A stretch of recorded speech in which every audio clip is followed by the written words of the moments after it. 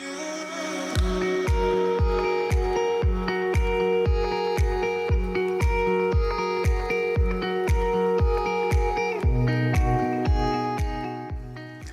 and welcome to another episode of Rethinking Mental Wellbeing. This is our community podcast where we can talk about everything related to depression and anxiety. So my name is Andre and I want to thank you for being with me over the next half an hour as we share the space of lived experience where we can talk about how to live the best version of our authentic life. So, if you're ready, then I'm ready. Welcome to the podcast.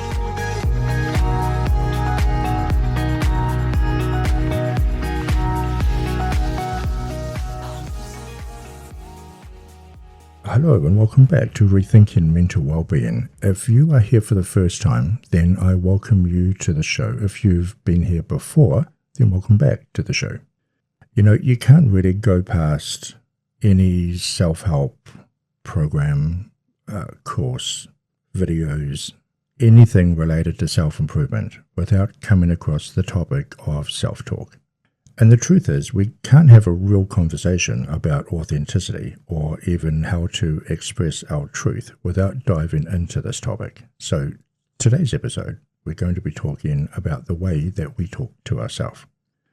Why do we talk to ourselves?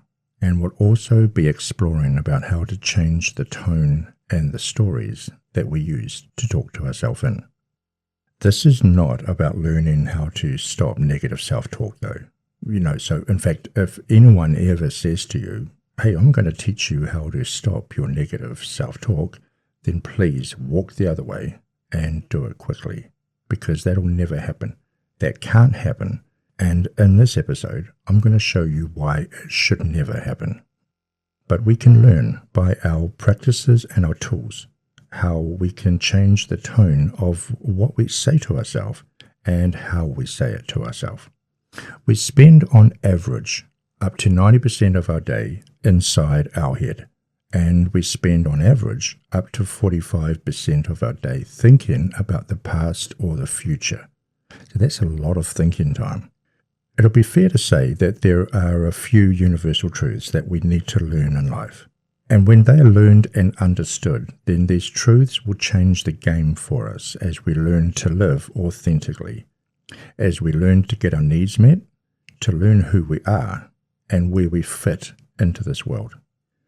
So regardless of who you are, regardless of your upbringing or your culture, or even what you've been through in life, there is one particular universal truth that at some point we need to discover. And we need to discover this in order to make our life and our journey towards living authentically a lot easier. So what is this truth? When we learn to get out of our own way, when we learn to stop tripping ourselves up and to stop sabotaging ourselves, then our life, our view and perception of life, and including the perception of ourselves, all become a little bit easier. The journey that takes us towards living out our most authentic life becomes a little bit easier to find and a little bit easier to travel on when we learn to not only get out of our own way and stop tripping ourselves up, but to learn to live in a space where we can become our own allies and learn to get on our own side. We often see life as, it's me against the world. Actually, the more accurate statement to many of us would be, it is me and the world against me. And we learn over time how to become our worst enemy. As we learn the art of how to put ourselves last, learning to say to ourselves that we are unacceptable, that we are unforgivable, or even maybe that we are unlovable. For many of us, we make life extremely difficult though, as we accumulate all our self-talk, placing them into carefully worded scripts and stories that offer us instructions on how to get through this thing called life, the safest way we know how, the only way we know how. And we try to navigate to find our place, our purpose, and our peace the best way we know how. But in our quest to find our truth, the instructions that we follow sometimes makes our journey a lot harder than what it needs to be. So when we learn this universal truth on how to get out of our own way, how to stop tripping ourselves up, then life starts to be lived a lot more simply. We're in a better position to be able to deal with the complexities of life.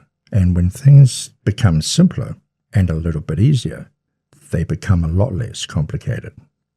So in this episode, we're going to be exploring some options on how to learn to get out of our own way and to get on our own side, to treat ourselves a bit more kinder, with a bit more compassion as we learn to live more authentically. We have spent years, though, mastering the art of learning to get in our own way. We don't do this intentionally, though. No one has ever said to themselves when they first wake up in the morning, I wonder what I can do that can make my life as hard as possible to live today. Or, what can I do today that makes my suffering stand out more? But our self-talk partially originates as a navigation tool. It's a feature that we use to try and find our way in the world, to try and find where we fit in this world, to try and find our place, our purpose, and our position of where we belong in this strange and unknown and unfamiliar world. We do this from the stories and the scripts that others have been shown about the way the world is, the way they are, and where they see themselves in the world around them. These instructions from other people are both told to us, shown to us, and then interpreted by us and created by us. These are what I call hand-me-down stories or hand-me-down scripts that we pass from one generation to another, that tells us of the lessons that we need to learn by the people that are also doing the best they can with the scripts that were offered to them. But here's the problem. As you were taught how to navigate in this world by people who taught us from the version of truth that was also offered to them, then these stories become immersed into the creation of our stories. Because we had, when we were younger, no choice but to identify their version and our interpretation as the truth, because we have no other point of comparison or no other point of reference to make. And so we use these lessons as a navigation tool that we adopt in our life as we try to make sense of the world around us. And so these stories become interwoven into our inner dialogue, to rehearse and to practice, forming the scaffolding and the framework of our beliefs. And then our beliefs continue by creating the new add-on stories as we build on to our existing ones that we've been taught. We now fulfill those stories by how we live out those stories in our life. The problem is that they're not reliable. They are out of context, and they will often only narrate our tales of defeat and highlight and spotlight our stories of failures. And with these stories, we will often paint them with our own emotions, bringing these stories to life, making them feel very real and very true. It doesn't matter who you are, where you're from, your status in the world, your upbringing, or even your experiences. Self-talk is the great equalizer. Self-talk will bring the strongest person to their knees, but it can also lift a person to the greatest heights. Self-talk speaks of our greatest victories and our deepest defeats. The question is, which one of these are we paying more attention to? And because self-talk pairs up with our emotions, our scripts and our stories sound very convincing us that we are what we think we are, convincing us that the world is the way the world is, and convincing us that what we say to ourselves is the only truth. Our self-talk is a combination of your experiences, your interpretation of your experiences, the lessons you learn from those experiences, your emotional investment, but also your perception of safety and how safe you feel. I've talked about this in previous episodes that our main goal in life is safety, survival, and security. So why is this important for self-talk? Because everything that you say to yourself and your view of the world will boil down to these three questions. 1. Am I safe? 2. What do I need to do to be as safe as possible? 3. What do I need to do to stop this hunger to get my needs met? And if you listen really closely to your self-talk, if you listen closely to the message and the meaning behind the words that you use, you will hear the part of you that has learnt to do whatever it's had to do to keep you as safe as possible.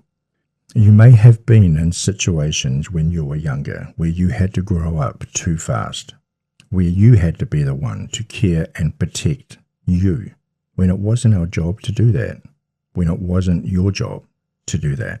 But remember this, we don't protect and look after things we don't care about.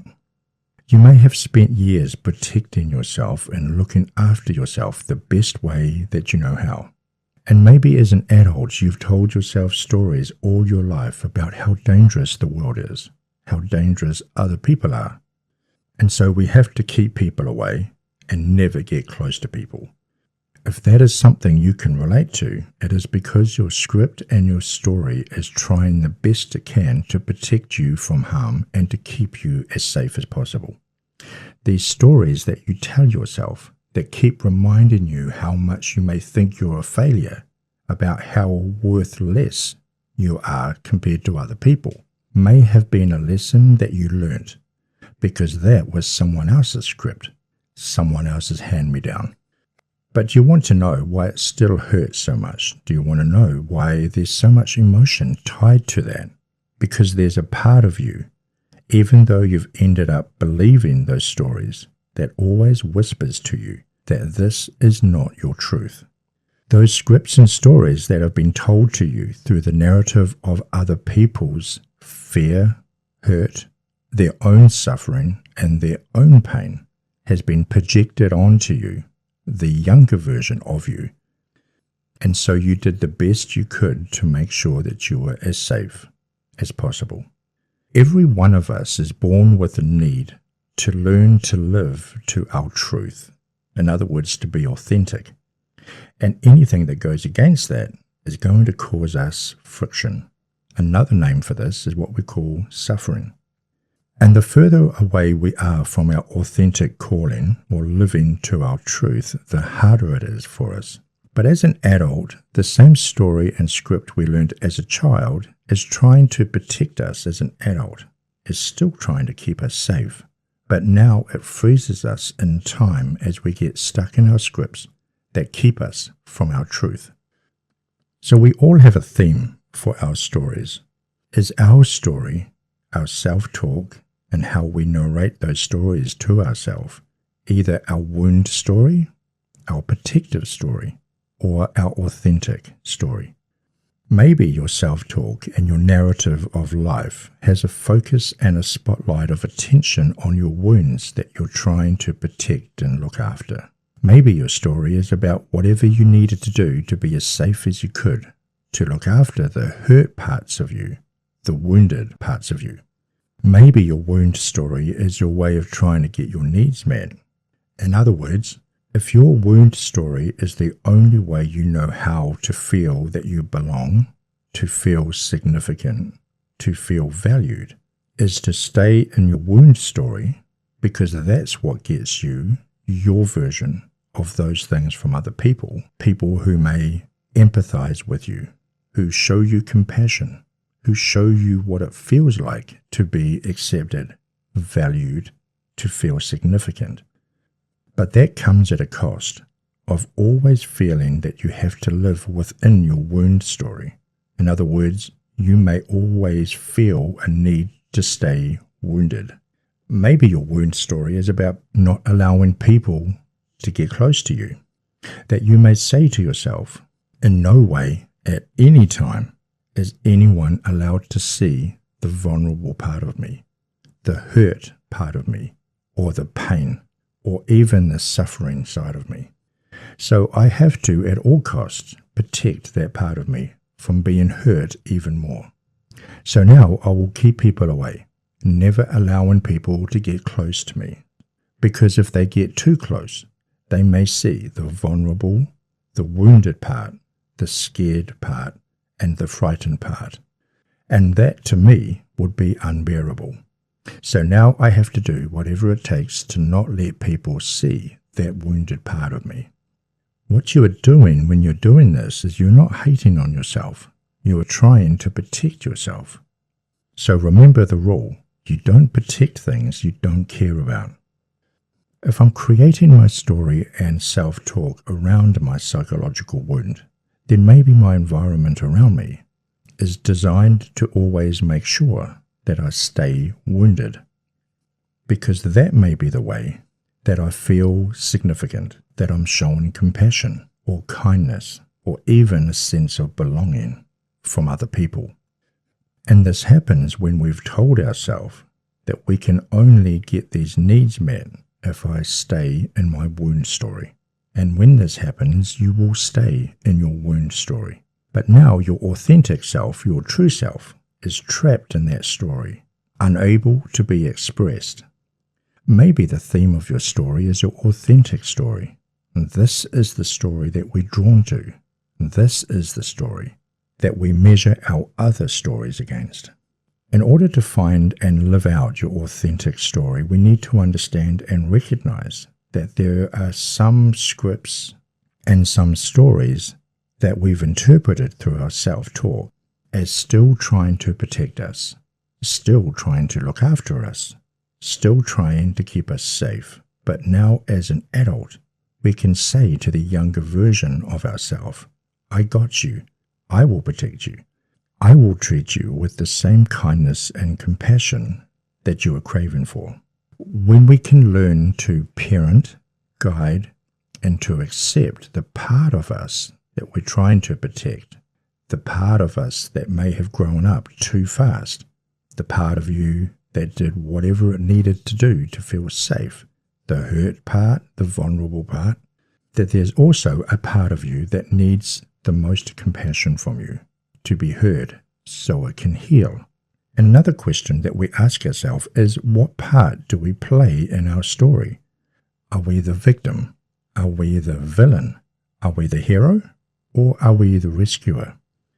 So self-talk is reinforcing the beliefs about the stories that we've created. It's about the emotion that are attached to these stories that give life and energy and provides meaning to the words that we've used, all for the purpose of trying to protect yourself and keep yourself as safe as possible. And another thing we need to consider is, what is the title that we've given your storybook? Because whatever your title is, then all the chapters underneath it will be an extension of that title. This was my title many years ago. Andre the Wounded, Andre the Worthless, Andre the Story of Defeat. The story title is a little bit different these days, and now my title is Andre the Seeker of Truth. When we start to see self-talk as the negotiator between our emotions, our beliefs, the words we use, and our actions, when we start to speak kindly to ourselves, when we learn that we are not our own enemy, because we tried the best we could, we can start to treat ourselves a little bit kinder. It may be useful to know that for a lot of us, a lot of our self-talk, this includes emotions and feelings, is nothing more than just noise. They're always in the background, not quite on the right frequency or station that is in tune with our authentic sound and signal. This means the amount of noise pollution or information or noise beliefs and self-talk that we have often disrupts a clear signal towards our true self. So imagine you have one of these old-style radios that you have to manually turn the dial to tune into the stations. Anything outside the right frequency that picks up the clear signal is going to sound static with a lot of noise. But of course, we don't settle for the noise. We don't resign to the fact that we're never going to find the right frequency. So like the radio, we are designed to find our right frequency, a frequency that leads us towards our authentic life, to be able to live out our truth, to get our needs met. And any sound outside that is potentially just noise. So we call this the signal-to-noise ratio. If our inner dialogue and emotions are overwhelming and chaotic, if our outer noise is overwhelming and chaotic, then it disrupts the signal that we need to hear that moves us towards living our authentic nature. If your day is consumed by feelings of overwhelm and chaos, it may be helpful to go somewhere quiet and calm and peaceful, whether it's in nature or just somewhere out of your sensory stimulation. You've now found a place where you're out of the noise and you're in the right environment to hear the right frequency. This is picking up the right signal for you. So here's some other examples of things that will help you find the right frequency for you. Living to your values, getting enough sleep, eating the right foods, exercising or movement, connection. All of these 5 things are what we call the staple diet of learning to tune into the right frequency instead of listening to the noise of our internal or external environment. So that's all I've got for this episode. Thank you for joining me today, and I hope that you've got something useful from this discussion. And if you have any questions you would like us to discuss on future episodes, then please email me at rethinkingmentalwellbeing@gmail.com. I'd love to hear from you. So until then, go well, go in peace, have a great week, and we'll see you next time.